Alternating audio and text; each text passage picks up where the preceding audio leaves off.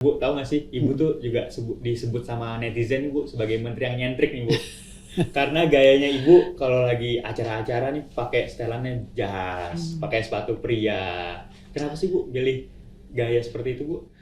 Saya kalau pakai sepatu laki-laki itu dari masih sekolah. Oh, dari dulu pakai Dari sepatu. sekolah. Kenapa coba bedanya? Sepatu laki-laki itu kan ngikatnya ke ini ya, sampai ke atas ya. Ke atas, iya. Kalau sepatu perempuan kan enggak, ujung depannya doang. Nah, saya tuh tukang lari-lari masih. Saya tuh masih kecilnya bandel lah, manjat, lari.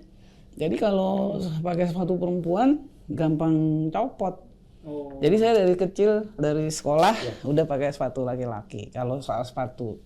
Tapi kalau soal pakai jas, pakai baju laki-laki, itu ada ceritanya sih. Saya tahun 83, saya diklat di UI dari Salemba. Rumah saya kan di Matraman, Kayu Manis. Saya turun di depan gereja. Pada zaman itu tahun 83 itu oplet itu kan penertibannya juga berat. Kalau turun cepet-cepet turun gitu, nggak boleh kan ada polantas dan lain-lain. Saya cepet-cepet turun itu saya kesangkut rok saya kesangkut di kaki, di sepatu, jatuh saya dari oplet. Nah terus saya itu tahun 83, terus ya masih staff saya kan karena saya masuk 79 ya udah ikutin aja pakai rok.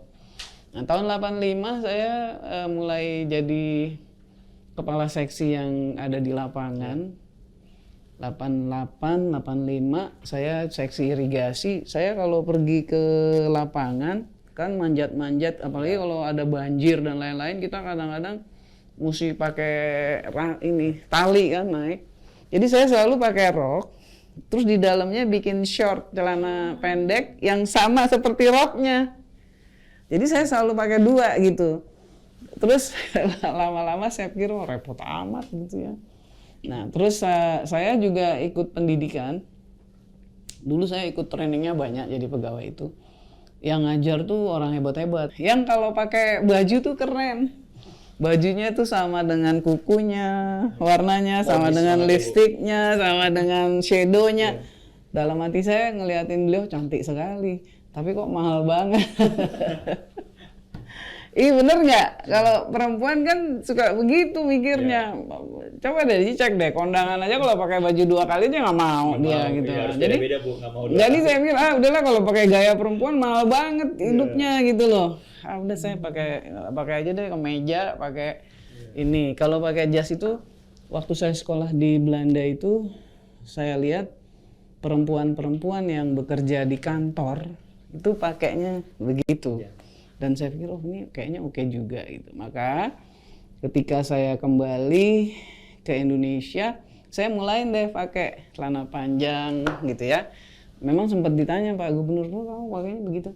Saya bilang, Pak kan yang penting kerjaannya sih Pak, bukan bajunya gitu. Nah, jadi ketika saya jadi Sekjen Dagri tahun 2000 akhir 2001 saya mengeluarkan aturan bahwa perempuan boleh pakai celana panjang.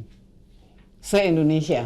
Se-Indonesia. Iya kan Sekjen Dagri pada saat itu. Nah, udah pada seneng tuh. Karena kan yang pakai jilbab nggak harus pakai rok. Nah, udah waktu saya pindah jadi Sekjen DPD, di waktu itu di parlemen juga belum ada pakai karena kan hanya pakai aturannya Dagri yang boleh. Terus saya ditanya sama pimpinan Nur, kenapa sih pakainya celana itu Pak? Saya bilang kan yang penting kerjaannya sih Pak, bukan pakaiannya. Saya bilang, iya tapi jangan kayak laki dong, pakai bajunya yang kayak perempuan gitu, yang bagus. Saya bilang, nggak apa-apa deh Pak, kan kerjanya susah sampai pulang tengah-tengah malam bagaimana, saya bilang gitu. Akhirnya boleh, sama pimpinan DPD pada situ boleh. Akhirnya semua pada ikut, terutama yang pakai hijab itu pada seneng lihat celana di parlemen, akhirnya pakai juga. Udah.